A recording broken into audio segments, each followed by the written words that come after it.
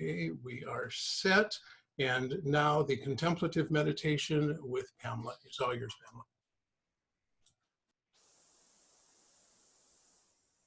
You will need to unmute yourself. Thank you, everyone. Good morning. There's been some discussion lately about religious science tenets. People have taken it to be that we pretend things are okay when they're not, or it's put a happy face over the empty gas tank. A lot of discussions like that I've seen. And I found this actually posted today on Facebook. This is from Ernest Holmes. In the science of mind, we do not say everything is all right when it is all wrong. We do not say peace when there is no peace, but rather we try to discover what is wrong and why we do not have peace. We do not say that people are not poor, sick, or unhappy. We ask why these things should be if the original cause of all things is harmonious, perfect, radiant, and happy. To return to that level of being, we learn to see through the appearance to the divine blueprint behind it, allowing that divine pattern to fill our vision.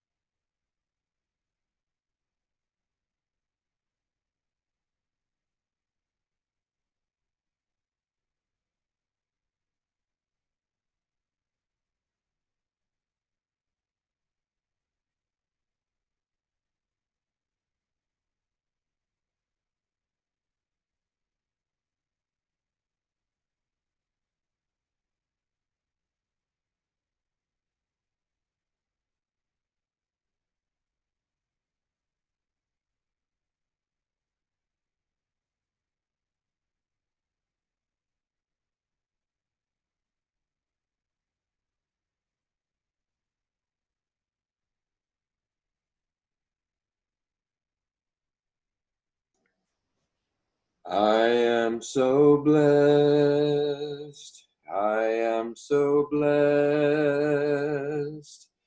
I am so grateful for all that I have. I am so blessed.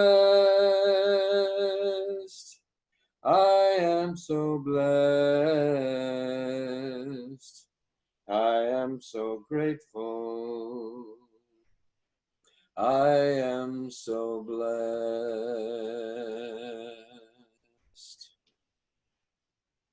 And so this morning we claim our blessings. We claim the good, and we see through that which we would call bad to the truth and the divine behind it. And by lifting our mind, by lifting our vision to the truth behind the appearance, we allow and we bring forth the energy of that truth, of that divine pattern. This is ours to do. And so this day, we allow ourselves to be moved by compassion and by love and by desire for right action and justice in our world, by holding the truth of the divine love that encompasses all. And in doing so, we are blessed and we are a blessing to our world. And so it is. Amen. I am so blessed. I am so blessed. I am so grateful. I am so blessed.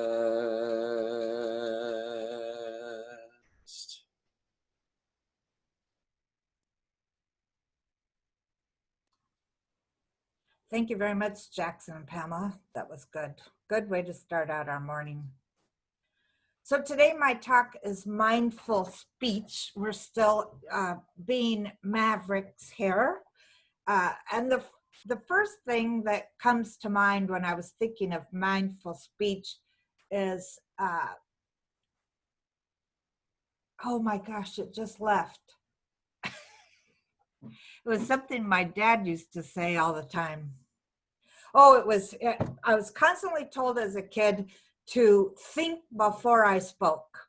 So apparently I used to just speak off the top of my head without thinking, sort of like I do now. And the one image that comes to me is we were all at the California Club down in Los Angeles for some holiday dinner. And the waiter came up and his two front teeth were gold. And I went, oh, what pretty gold teeth. And I can even to this day feel my mother's long red fingernails digging into my thigh because that was so inappropriate. And I shouldn't have said anything like that. And I didn't understand why. Why not? You know, I was complimenting him. So, but anyway, today is about mindful speech. And so now we're going to switch totally and we're going to go to scripture. I love this picture. And in the beginning was the Word, and the Word was with God, and the Word was God. In the beginning was the Word. You know, I think about this. In the beginning, actually, when in our teaching is our thoughts, which then become words, which then move out into the world, and we become co-creators that live and speak life into our being in alignment with spirit. So our thoughts and our words have impact and meaning, regardless. And words, this is what I want us to remember though, words of themselves have no power. A word on a piece of paper has no power. You know, if you think back to when you were little and you were learning to read, these were just marks, scratch marks on paper, until somebody started to, they read us a story over and over again. I remember my little sister, I used to read those little golden books to her, and she had her favorites. And we would, she would bring me a book, and she would memorize the words, and she would go, look, I'm reading. And she would talk about what she had memorized. And of course, it went with the picture and everything. It was great. But then after a while, those words those pen scratches on paper begin to coalesce, and we realize, oh, that word means dog, or that word means cat, or that word means whatever it might mean. And everything in our belief system that we've learned about that particular thing up until then gloms on to that word. And so our meaning and belief about those words is what actually puts the power into them. So, So we have to put the meaning in. We have to put our belief into our thoughts, into our words, into our prayers, into our conversations, etc. So it's the meaning, the conviction, the mindfulness that is the root or the nexus from which all of our words come to life. And I wanted to read you a bit from the Course in Miracles that I happened to remember the other day. This is from lesson 16, which is, I have no neutral thoughts. And my idea behind this is that words can be either a blessing or a grievance. So it says, the idea for today is a beginning step in dispelling the belief that your thoughts have no effect. Everything you see is the result of your thoughts. There is no exception to this fact. Thoughts are not big or little, powerful or weak. They are merely true or false.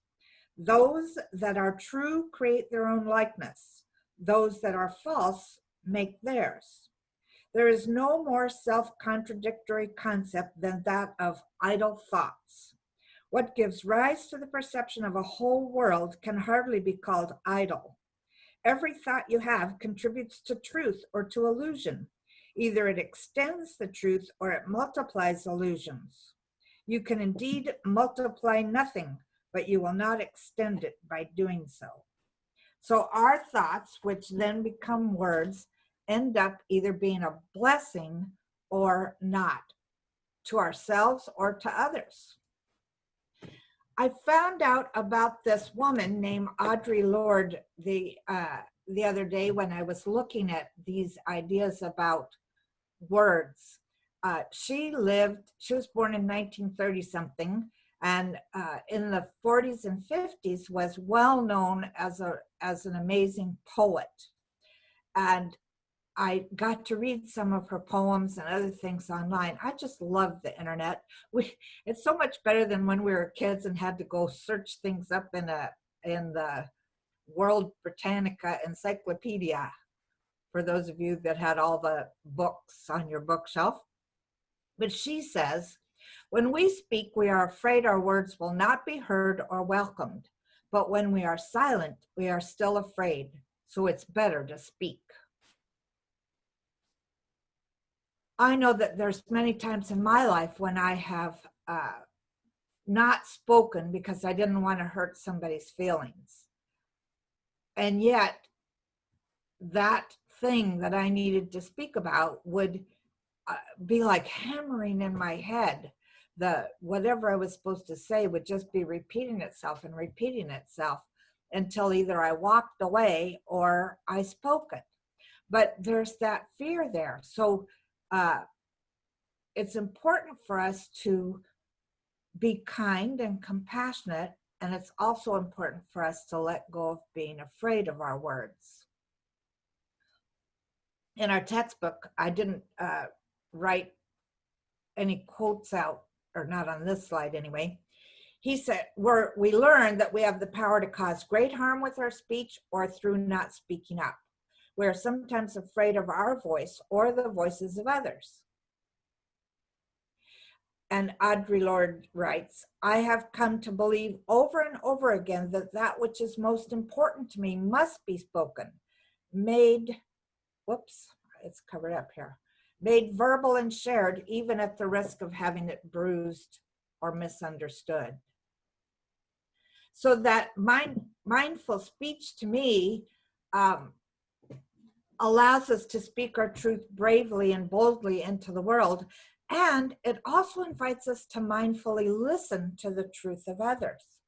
And right now in our country's history, we're listening to a lot of truth. I don't know about you, but I've learned about things that the African American community has experienced that I knew nothing about, absolutely nothing about. I mean, the first thing, we learned was what had happened in Tulsa. And then I had heard about that one before, but then there's a bunch of others that are just like that. And, to me, it's like breaking this collective heart open so that things that need to be healed are revealed. And in this revealing, in this healing, we have to speak our truth bravely and boldly into the world. And we have to listen to the truths of others. In fact, right now, I believe mindful listening is more important than mindful speaking. So out of mindfully listening comes mindful speaking. And this mindfulness occurs when we can slow down, breathe in, step out of reactivity, and align ourselves with the truest truth within us. That whole idea of slowing down and breathing, to me, is so important because I tend to speak from reaction. I tend to just go off without thinking sometimes. And I know that when I've done it, I know that it wasn't the right thing to do. I know it wasn't the compassionate or kind thing to do. And yet there's a part of me that thinks, well, it happened, so it needed to happen. And, that's that, I can't remember what they call it, but when we're using spirituality to get out of something we did. So aligning with that truest truth within us from this kind, compassionate place, and then allowing ourselves to speak if we need to, is really important. And when we do this, we speak a world of love and power into being.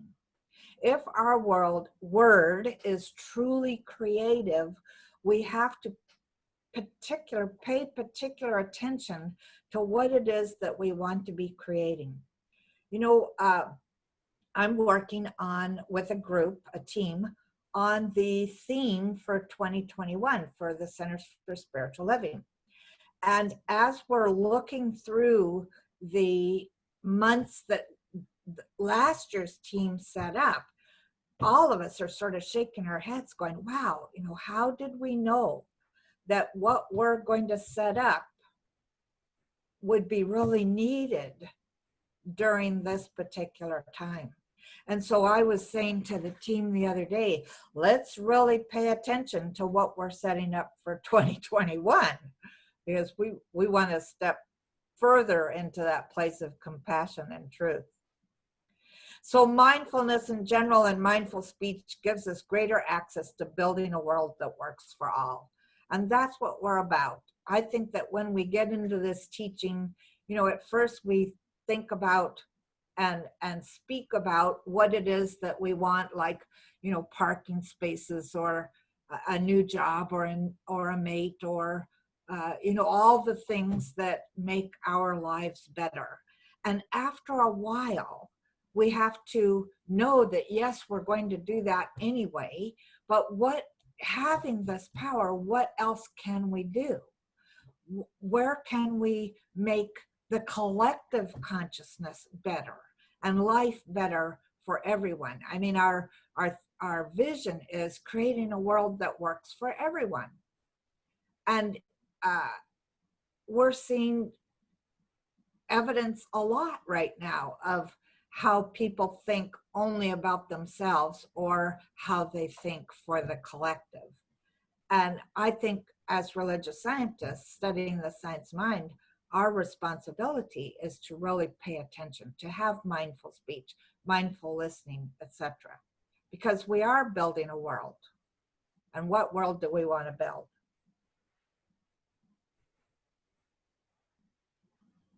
I think I want to talk for a moment about, this is Father's Day today, so I am really appreciating everyone who has ever fathered in any way whatsoever. I know that some men who've never had physical children still father the people in their lives. And, you know, for years and years and years, God has been the Father. And I thought about this myself many years ago during a Father's Day when I was journaling about my experience with my father. My father was absent quite a bit because he traveled for his work, and but he taught me a lot about animals. He taught me a lot about being outdoors and mostly about animals. I think, you know, I think I get my love of animals from him. In fact, I had a dream not just a couple weeks ago where I was at my parents' house and they were having a party, and I found my dad out on the deck looking over the deck. So I went to see what he was looking at, and he was looking at a mama skunk and 4 little baby skunks. And I was like, oh, you know, they're so cute. And he was, you know, he didn't say anything like, oh, we got to get those skunks out of our yard. You know, he was talking about them as if they were true sentient beings, you know, God beings. And I thought, oh, this is wonderful. This is wonderful. So Scott had us put thoughts about our father in the chat, or about people that had fathered. So, but I want you just for a moment to think about, even if you didn't have a good relationship with your father, I know there's one thing that you got from that relationship. Or maybe your father was absent, and so you had other fathers in your life. But just for a moment, let's use mindful speech quietly, silently, to acknowledge those fathers. Maybe we have sons that are fathers, or nephews that or friends, but let's just honor that Father nature, that Father principle for a moment.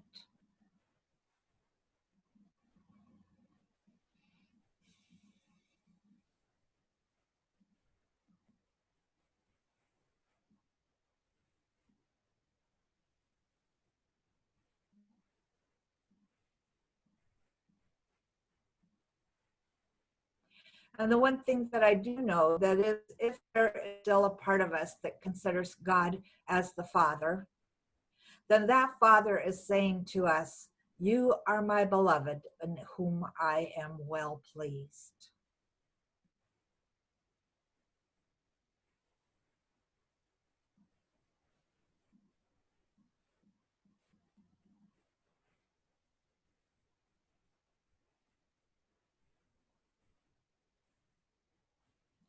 So let yourself just feel that Father love. I know that many of us, our fathers have gone on into the next dimension. And perhaps we might be missing them, but what I know is that love never dies.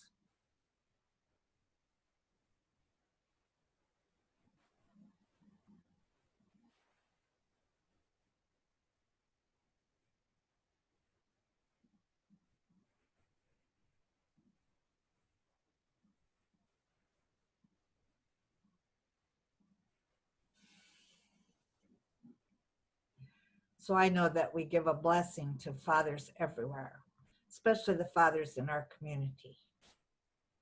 And we allow ourselves to speak from a place of mindfulness and speak a world of love and power into being. And so let's say this affirmation together. I speak life into being with an intention of love, oneness, and peace for myself and all living things. And let's go into treatment.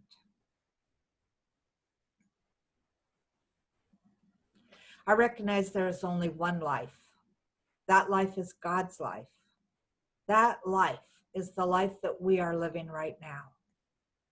And whether we consider to experience more of the masculine principle or the feminine principle or a combination of the two, we know that what God truly is the energy of divine love. And so we celebrate that love with every fiber of our being.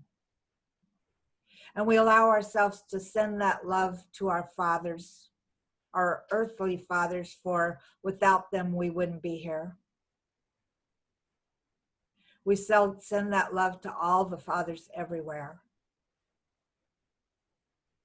And we send that love to, or we give that love to ourselves. We accept that divine love for ourselves. And we know that from this point on, we speak slower.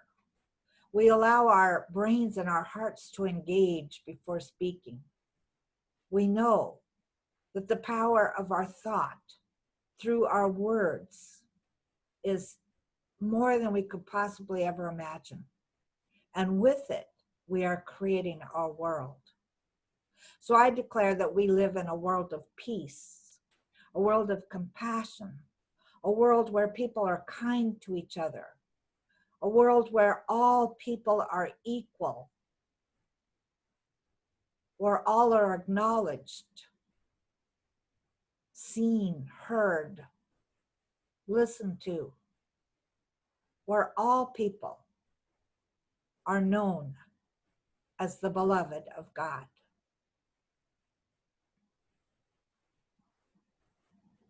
I know too that each one of us is in that transformational stage, that our whole universe is in a transformational stage, a stage where we are birthing ourselves brand new into what we might not know yet, but we declare it to be good. We declare it to be all that our hearts desire. And so we celebrate life, that life with a capital L, life. We celebrate our minds, our hearts, our words, our bodies. We celebrate each other, knowing that as we look at each other, we're looking into the face of God. We celebrate technology that lets us communicate together right now.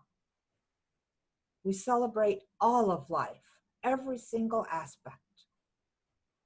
And so with a grateful heart, we release these words knowing that they are already active, alive in our lives, actively working. And this is good, very good. This is God. And so it is.